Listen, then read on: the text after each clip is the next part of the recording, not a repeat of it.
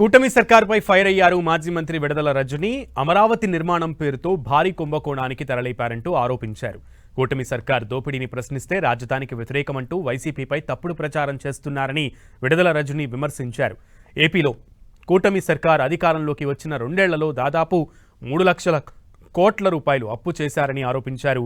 అంతేకాదు ప్రజా సొమ్మును లగ్జరీల కోసం దుర్వినియోగం చేస్తున్నారంటూ విమర్శించారు మాజీ మంత్రి. వీళ్ళ అధికారంలోకి వచ్చాక 3,61,000 కోట్లు చంద్రబాబు నాయుడు గారు అప్పులు చేశారు.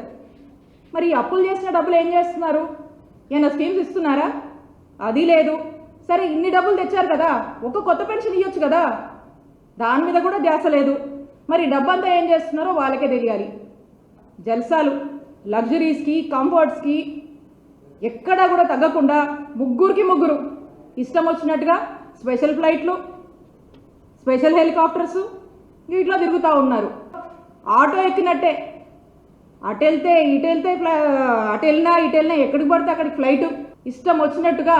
మరి ఇది ప్రజల సొమ్ము, అధికారంలో ఉన్నారు. మరి అధికారంలో ఇష్టం వచ్చినట్టుగా మీ లగ్జరీస్ కోసం ప్రజల సొమ్ము ఏ విధంగా దుర్వినియోగం చేస్తున్నారో ప్రజలన్నీ కూడా చూస్తున్నారు. కాబట్టి మళ్ళీ చెప్తున్నాము, మేము అమరావతికి వ్యతిరేకం కాదు. The biggest scam in the name of Amaravati ఏదైతే మీరు చేస్తున్నారో దానికి మాత్రమే వైఎస్ఆర్ కాంగ్రెస్ పార్టీ వ్యతిరేకమని చెప్తా ఉన్నాము.